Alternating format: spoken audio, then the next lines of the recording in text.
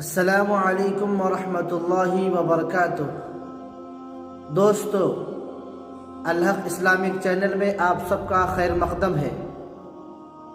یہ ویڈیو جب میں سوشل میڈیا میں دیکھ رہا تھا تو میں تھوڑی دیر کے لیے حیران ہوا اور پریشان ہوا، لیکن تھوڑی دیر کے بعد اللہ تعالیٰ نے میرے دل میں ایک بات ڈالی جو میں آج آپ سب کو بتانے جا رہا ہوں۔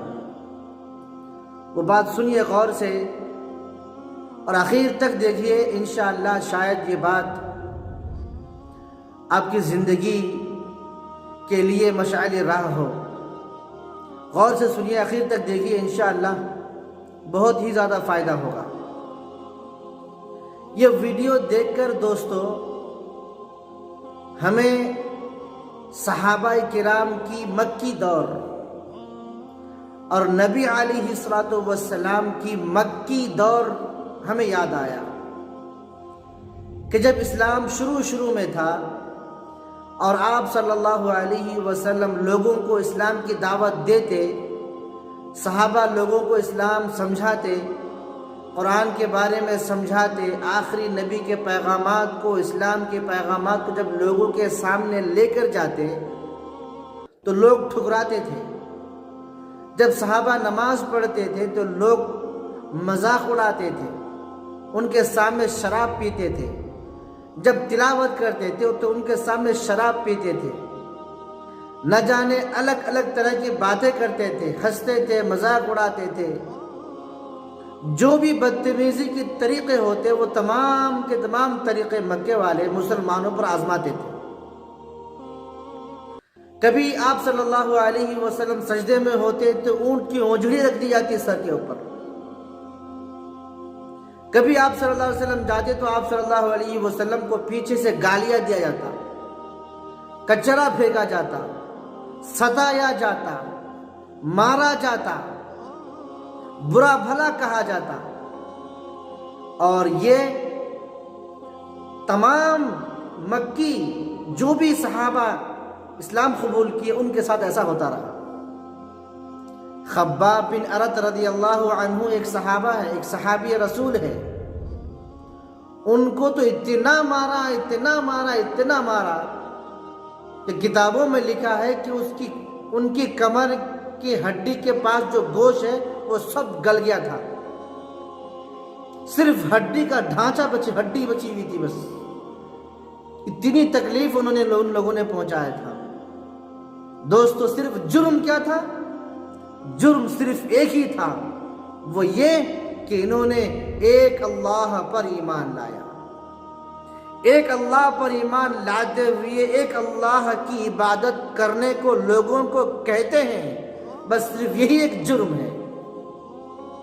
ایک اللہ کے سامنے جھکتے ہیں، یہی ان کا جرم ہے، اور اسی جرم کے پاداش میں ستائے جا رہے ہیں، گھروں سے نکالے جا رہے ہیں، ستائے جا رہے ہیں، جوتیاں کھاتے ہیں، گالیاں سنتے ہیں، دھمکیاں سنتے ہیں۔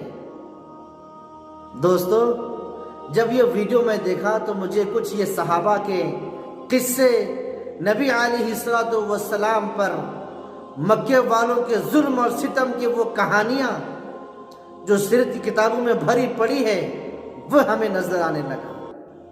اس کا عکس ہمارے ذہن میں آنے لگا۔ ہمارے اساتذہ کرام جب ہمیں پڑھاتے تھے تو گویا ہمیں ایسا لگتا تھا کہ جو ہے نا ہمارے سامنے ایسا ہو رہا ہے۔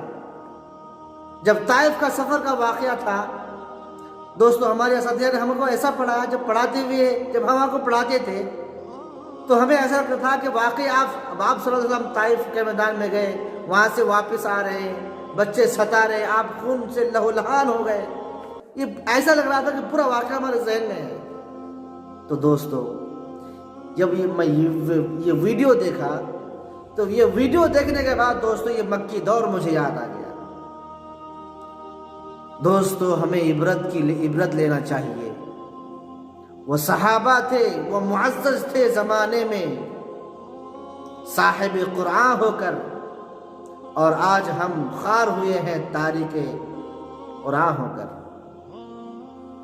دوستو، یاد رکھیے کہ انہوں نے ان کے پیر، ان کے لات اور ان کو جوتے اور ان کے تانے اور ان کے گالیاں کی پرواہ کیے بغیر ایک اللہ کے سامنے سجدہ ریز ہو کر انہوں نے یہ دنیا والوں کو تبلیغ کی کہ دیکھو دنیا والوں، لوگ تمہارے اوپر کتنا بھی ظلم کرے، تمہارے جسم کے ٹکڑے ٹکڑے کر دیے جائیں، پھر بھی اللہ کے سامنے جھکنے سے کبھی مانے نہیں ہونا۔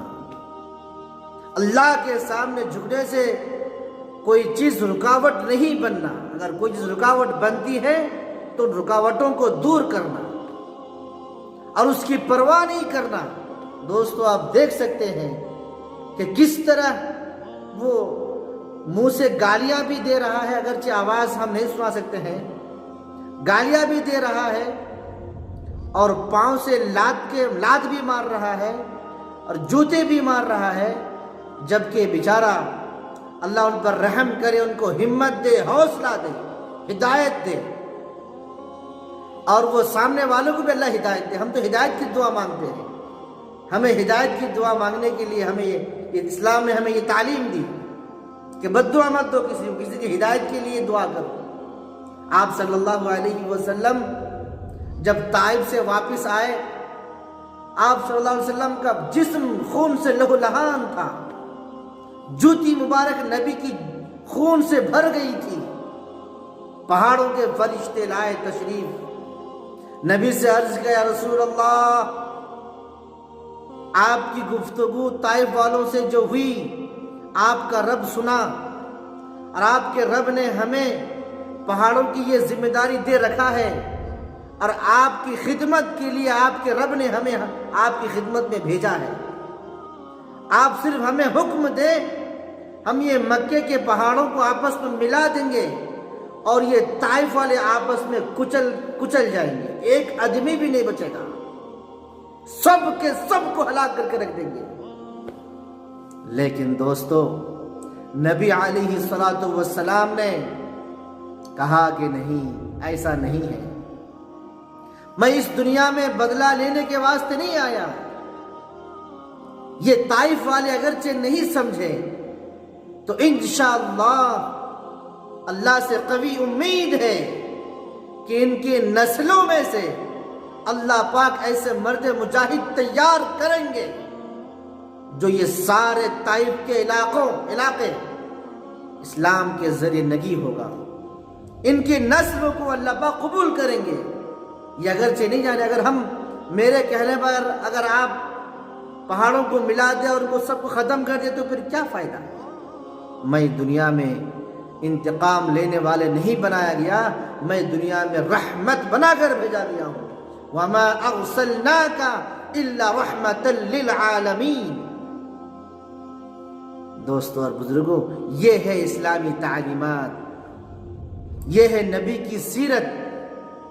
گالیاں کھا کر بھی ان کو دعوت دے رہے ہیں، دھمکیاں سن کر بھی ان کو خیر کی طرف بلاتے ہیں، جھڑکیاں سن کر بھی ان کو خیر کی دعوت دیتے ہیں، جوتیاں کھا کر بھی ان کو اللہ کی طرف بلاتے ہیں۔ دوستو اور بزرگوں، یہ اسلامی تعلیمات ہے۔ اسلام کو پھونکوں سے بجھایا نہیں جائے گا۔ آپ یہ سمجھ رہے ہیں کہ کسی کو جوتیاں دکھانے سے، کسی کو لات مارنے سے، کسی کو مار دینے سے اسلام ختم ہو جائے گا؟ نہیں، ہرگز نہیں۔ اگر آپ کے ذہن میں یہ بات ہے تو یقیناً آپ سن لیں، ہزاروں، لاکھوں، کروڑوں، اربوں، خربوں کی تعداد میں لوگ اللہ کے سامنے سجدہ ریز ہے، کوئی تو رکوع میں ہے، کوئی سجود میں ہے، کوئی تلاوت میں ہے، کوئی اللہ کی یاد میں مصروف ہے، مگن ہے، کوئی مراقبے میں ہے۔ کس کو کیا بولیں گے آپ؟ دوستو یاد رکھیں، وہ بندہ مرد مجاہد ان کی جوتی کی پرواہ کیے بغیر، ان کے لات کا پرواہ کیے بغیر، ان کی گالی کی پرواہ کیے بغیر اپنی نماز کو مکمل کیا، اور نماز کی فراغت کے بعد انہوں نے ہاتھ بھی ملایا، دوستو یہ تو وہ تھے جنہوں نے اپنی جان کو ہتھیلی میں رکھ کر اللہ کو یاد کیا۔ اب ذرا اپنے آپ کو تو دیکھیں، ذرا اپنے آپ کو بھی تو دیکھیں دوستو اور بزرگوں، ہم کتنے وقت کی نماز پڑھتے ہیں؟ فجر نیند کے حوالے، ظہر کاروبار کے حوالے، عصر مغرب عشاء پورے جو ہے نا ادھر ادھر گھومنے کے حوالے۔ کہاں وقت ہے؟ کس کے پاس وقت ہے اللہ کو یاد کرنے کا؟ دوستو یاد رکھیے، یہ ویڈیو ہم سب کے لیے سبق ہے۔ ویڈیو غور سے دیکھیے اور اپنے زندگی میں تبدیلی لائیے۔ خدا را اللہ کے واسطے اللہ کے سامنے جھکنے والے بنے، اللہ کو یاد کریں، اللہ کو منائیں، اللہ کو یاد کریں، اللہ کی عبادت کریں، اللہ کو پہچانیں۔ 5 وقت کی نماز مسجد میں باجماعت اہتمام سے ادا کرنے کی فکر کریں۔ ہر بالغ مرد عورت نماز کی پابندی کریں۔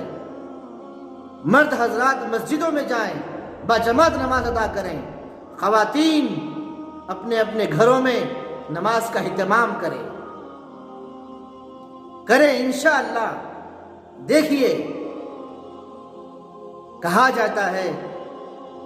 یہ جاتا ہے کہ اسلام کے ماننے والے اربوں خربوں میں ہیں، پوری بستی مسلم آبادی کی ہے، لیکن مسجد میں نماز پڑھنے والے صرف 1 یا 2 ہیں۔ مؤذن صاحب نے آواز دی، اللہ اکبر اللہ اکبر، بس امام صاحب آئے، مؤذن نے اقامت بولی اور امام نماز پڑھا دیا، بس 2 جنے چلے گئے نماز پڑھ کے فارغ ہو کے مسجد میں قفل۔ یہ حال ہے، حشر ہے مسلمانوں کا کہ نماز پڑھنے والے صرف ایک امام اور ایک مؤذن، باقی ساری بستی سو رہی ہے، بستی کے سارے لوگ سو رہے ہیں، نماز کی توفیق نہیں، اللہ کو بھول کر سب کچھ بیچ کے سو گئے۔ دوستو توبہ کرے، استغفار پڑھے، اللہ کو منائے، نمازوں کی پابندی کرے، تسبیحات کی پابندی کرے، روٹھے ہوئے خدا کو منائے، اللہ کے دربار میں جائیں، مسجدوں کو آباد کریں، سجدوں سے اپنے خدا کو راضی کریں۔ اللہ تعالیٰ سے دعا ہے، اللہ تعالیٰ ہم تمام امت مسلمہ کو صحیح ہدایت کی توفیق دے۔ سارے انسانوں کے لیے اللہ پاک ہدایت کے فیصلے کو عام اور تام کرے۔ اور آپ حضرات سے گزارش ہے کہ ہمارے اس چینل کو بھائی ضرور سبسکرائب کر کے ہماری مدد کریں۔ والسلام علیکم ورحمۃ اللہ وبرکاتہ۔